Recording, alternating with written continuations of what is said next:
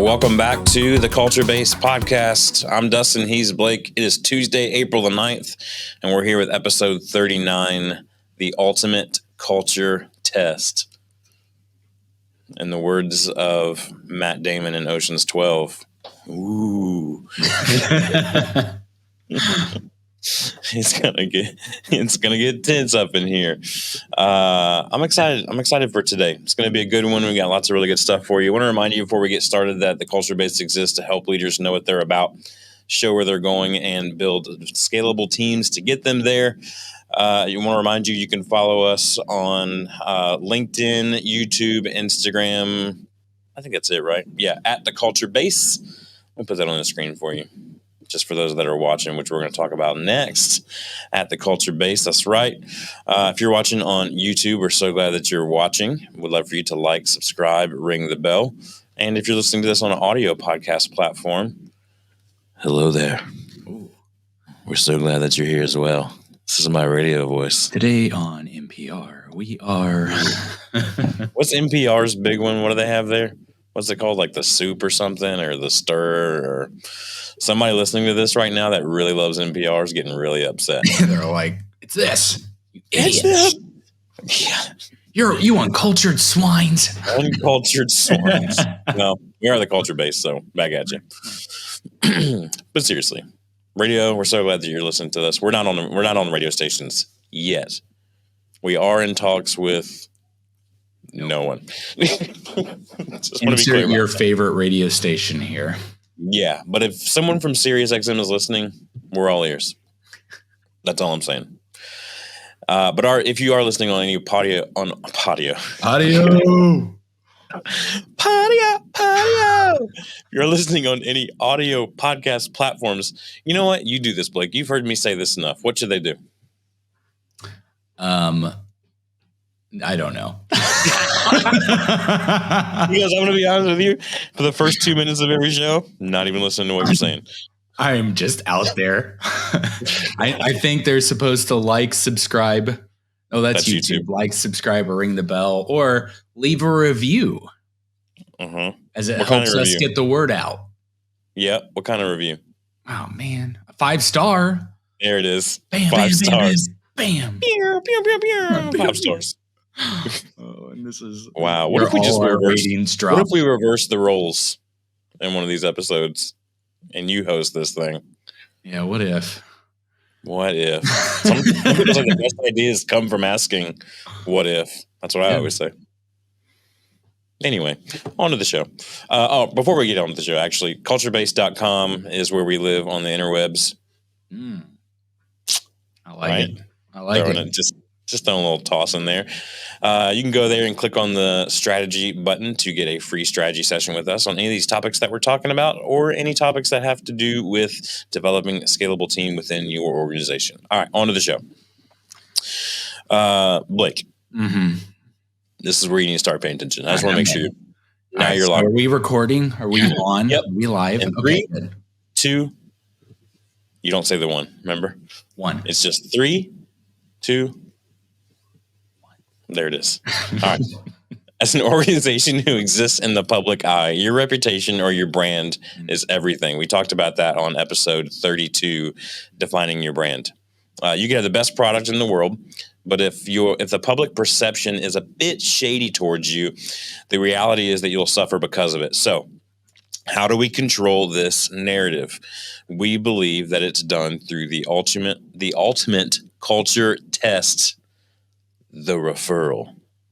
Ooh, I like that. Which sounds like a John Grisham novel. I like the ultimate tucked. Is that the acronym? TUCT? Yeah, the ultimate culture test. Yeah, tucked it. You really shrewded that. I did. I do. I feel like I shrewded it. It's which is a foreshadow, because we have another shrew moment coming up here later in the thing. But anyway, the ultimate culture test. Blake, can you tell me about a time that you chose to do business with someone or a company based on someone else that you trust, connection, or suggestion, that stamp of approval? Oh, yeah. Yeah. I mean, there are some people that like my lawyer, he's ever like, hey, I think you should talk to these people and I want to make a connection. I'm always like, I'll drop whatever I'm doing to make that connection because I trust what they have to say. Even one of my business coaches and friends, anytime she makes a connection, I know that it's for a really good reason or a really good purpose behind it. And so I'm all in. And this is like, have you ever watched How I Met Your Mother? You ever seen that? I haven't. This is one of those like there's like 5 shows or movies that people constantly ask me about, and this is one that people constantly ask me about. And when I say people, I mean you. You constantly ask me about this. Like I bet if you go back and listen to this is episode 39. I bet of the 38 episodes that we've done, 14 of them you've mentioned How I Met Your Mother. Yeah, that's great. It's good to see where my stamp of approval lays with you. That's good. Anyway, they talk. Well, you didn't mention me. You said you're a lawyer. Not once did you go, you know what? When Dustin texts me, I stop what I'm doing. Oh, no, I mean, actually, like, I even think about my bag that I have. It's a Saddleback bag. You're the one who suggested that. And I was like, all right, he did his research. I'm also not a person who does a ton of research onto products. And so when I know that I gel with someone's like product tastes and quality tastes, it's real easy sell for me. So, but anyway, on How I Met Your Mother, Himium for those who are followers, there's an episode where they talk about people's stamp of approval and how some people are stamp tramps where they will stamp almost everything. And they're like, oh, I love this. This is absolutely the best thing in the world. And you start to not trust it, right? Like, so there's the stamp tramp, the person who steals the stamp, but then there are those people who have that golden stamp of approval and don't use it so like over abundantly liberally. They really withhold it. And when they do it, you're just like, ooh, I trust that you already understand the things that are important to me. You're suggesting it because you know that the quality, the whatever about this opportunity, this thing, this product, you already know it's to the right caliber because you know me and you know what's going to fit a right opportunity. So those people, the golden stampers, I will call them, find those people and do whatever they say. That's true. That's true. So Steve Woodruff wrote a book called Clarity Wins. Get heard, get referred. Ooh, man, I love a good rhyming title like that. Steve Woodruff wrote this book, and in the book he says, if you've earned the trust of people that I already trust, their referral of you to me is worth more than any other form of marketing. And I bet, Blake, that you and everyone that's listening to this already knows that that's true. They already have. I have multiple stories like the one that you shared, and everyone listening to this, I bet, has stories like this that they could easily recall and be like, yeah, I gave this person or this company my business because someone that I trust referred them to me. I didn't think twice about it. I just did it. So why do we often in business, Blake? We know this to be true, right? Like it's like an unwritten rule when it comes to our products in the marketplace or sales, right? But we forget it when it comes to our teams. Our most important piece of the puzzle, right? The thing that makes the wheel turn, the people that make up our organization. We forget this. So here's the Dwight Schrute moment. Fact. Your best people are your greatest recruiting strength. Oof. Preach.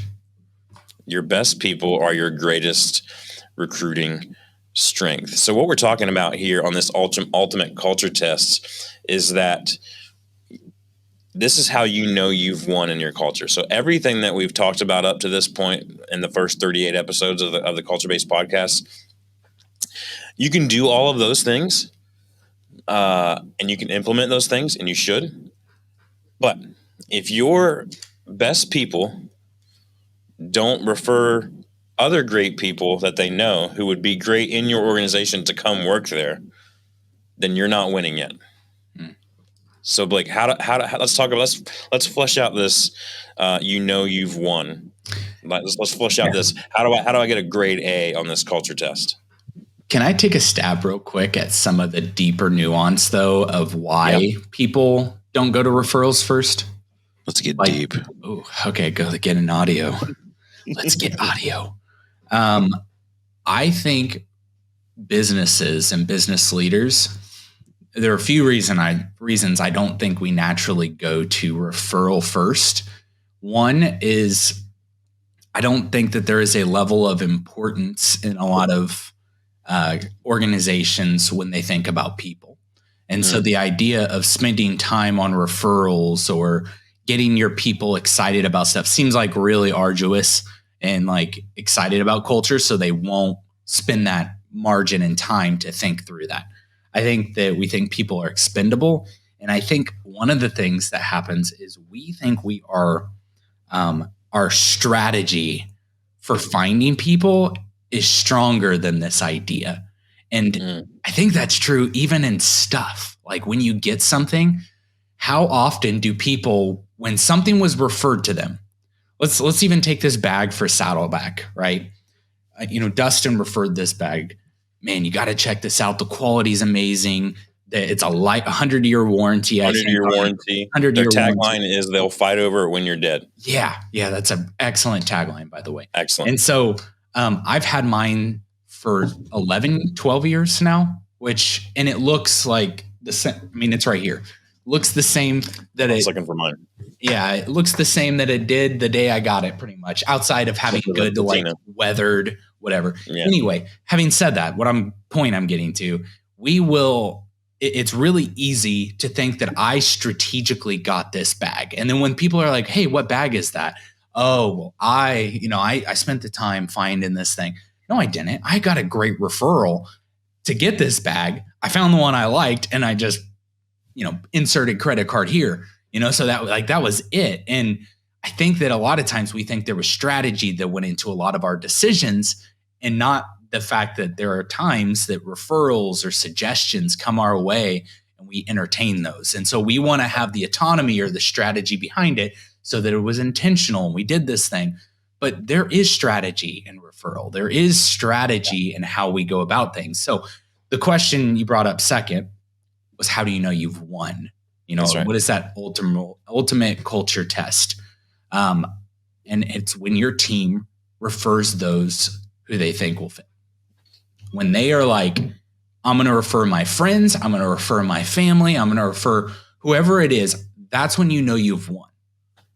Secondly, when they don't refer people, I think this is even bigger. Okay. When they don't refer people because they're self-policing through your team's core values. They're saying, are they hungry, humble, and smart, if that's one of yours? Are they minders and grinders? Are they barrier breakers? And that means something to us, but it means something to them enough that they're self-policing. I've been on coaching calls where I'm talking to team members and they're like, you know what? Like, I've got someone, but I'm hesitant. And I'm like, okay, well, tell me why.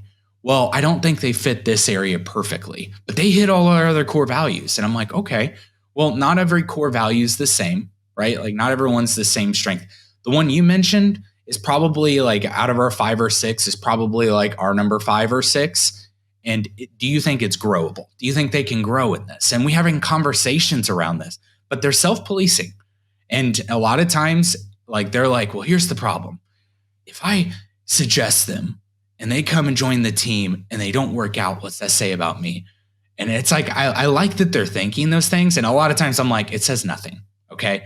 Like, don't overwhelmingly do it. I love the fact that you're self-policing makes it a good thing. Because now you're not just becoming a stamp tramp. We have the ability to like question it a little. But I love that our team worries about those things. I like that they filter and they're looking for the right people. So I think that's when you know you've won when it comes to building a team, is that your team knows innately who and who will not fit, and they're filtering. And if they're telling you, hey, I think this person would be good, like, man, that's our number one go-to. When we're about to hire, we always go to our internal team before we even do anything else with looking for anyone else. Yeah. And I think the greatest filter, right, Blake, is those culture values that you talked about in the beginning, right? That we're minders and grinders and barrier breakers and all the things that y'all have at Ridgeline. You've ingrained that so deeply into the DNA of your team that your team will know immediately.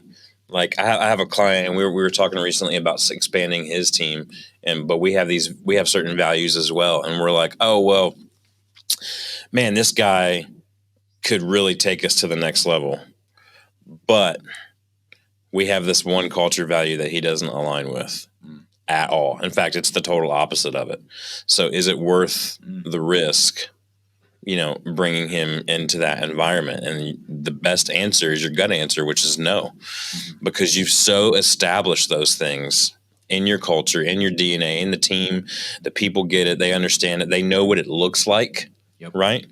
So they can easily identify it. It's not a feeling that they get where they're just like, I don't know, I feel like he could be good.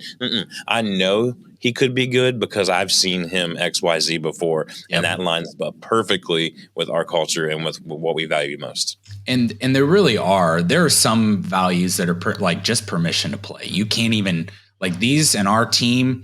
If you are the opposite of this, it's a no. Hard no. Yep. I don't care your experience. But there are some that, like, not everyone on our team fits perfectly the ideal culture, all our values in the same capacity. And that's right. Okay. Like that, you don't have to have perfection. In fact, you will get nowhere if you're looking only for perfection. But you have to value, like, there has to be this risk analysis you're running through here as you're thinking about people. And do I bring them on, or this? They don't, our number one core value, they've got to have. If they don't have it, it's a no. But our 3 and 4, it's just identifying risk. Man, they're rubbing me wrong, but I think it's maybe just because their mindset's here. And I think this is one they can grow out of. Yeah. I don't know. But I know that we've got to hire right now. We've gone through 40 candidates and we're down to these 5 and we need 5. Is this worth the risk? Maybe. I mean, but that's the thing. You have to evaluate if it's worth the risk. If it's a number 1, number 2, and we're trying to see that, and I only got 4 who really fit, I'm only hiring 4. I would rather have excess that I have to figure out a different way than hire someone who could hurt the culture because of that one thing. Yeah. So side note tip here is that you could, and Blake's talking about ranking your culture values as the most important to not necessarily the least important, but the one that's non-negotiable down to the ones that are a little bit more trainable and negotiable. You could easily color code those too, right? Blake, where you have like a red, yellow, green of like, hey, they meet this, or if they don't meet this, it's a red. It's a hard stop. Yeah. They could kind of maybe meet these, then it's a proceed with caution. Or, hey, you know what? Even if they don't meet this, we're green to go because we've seen time and time again that we can train that into our team, and we do it really well here because it's kind of a unique thing anyway. So we're just going to bring them in. We're going to do that 90-day thing that we've talked about before, and we're going to use that as an opportunity to train them up on that culture value. I think, Blake, something that is easily mistaken when we're talking about referrals, I think immediately a lot of business owners and leaders will go to a referral program where there's some type of bonus or initiative. Can you maybe address what we are talking about here versus what we're not talking about? Yeah. So if you're saying, you've won when, it's when people give that freely because they know they're going to benefit the team at a larger scale. And that's the motivation, because the team and the growth of what the team can do and accomplish is the forefront of it all. I'm not a huge fan of referral programs. I'm not saying that they don't work. I think they can work.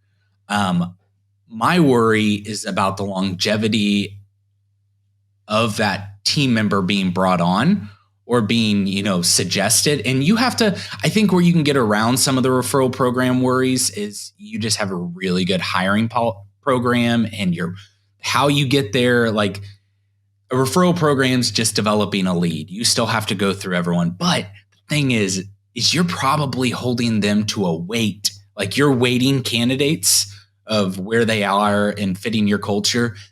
It is very possible that when someone refers someone, you're adding a little more weight to their likeliness of joining the team. And that's okay. That's not wrong. Yeah. I just think that when you have referral programs, the manipulation of the dollar could be the motivation over the motivation of bettering the team. That's my biggest worry. And again, I'm not saying it's wrong necessarily. And I'm not ever saying never, but I just wonder at what are the creative ways? I think that's an easy out. You know what I mean? Like, we want their people, we'll pay them for their people, right? Like, it's a real one lever game you're playing here. I think there are creative ways we can do this. And I even, and we've never done a referral program, but I've even thought, like, if we ever did some type of referral program, what could be the better outcome? Like, hey, if you refer someone and they stick around with us for 90 days to 6 months or whatever your guys' timeline is, that we'll donate X amount of dollars to a charity of your choice. Like, then you're keeping that as the just benefiting the person, but now they're being a part of benefiting a bigger thing. I think there are better ways we can do this. And I get, like, you want to change behavior at times, change where the wallet points. I hear that a lot. I just think that if that is, once you start that manipulator, it becomes the main manipulator. And there's danger in that being your number one manipulator in trying to recruit. So I am not a big fan of referral programs. Maybe they're done right. I'd love to hear about it. If you've got suggestions, that's great. I'd love to hear. I just think that there are probably more creative ideas on how to do this. And I don't think you win anything if you have a referral program, right? You're not winning a better team. You're buying a better team. And hey, sometimes that works. And sometimes it doesn't, right? Like, all the money the Dodgers just spent this year, are they going to win it all? I don't know. Like, that doesn't guarantee anything except a very high expense line. So. Yeah, an idea I had too while you were talking, Blake, was that the referral program or the bonus aspect can muddy the waters up a little bit when you're looking for potential new leadership within your company, because the referral program, the referral process that we were talking about in the beginning, where it's just like, hey, we know what we're looking for, we're always on the lookout for it. That's a really quick, you want to talk about the easy lever? That's a really quick, easy way for you to identify potential new leadership in your team. If you got somebody who has brought on historically, let's say this guy's been with you for 5 years and they've brought on 3 people that are just crushing it.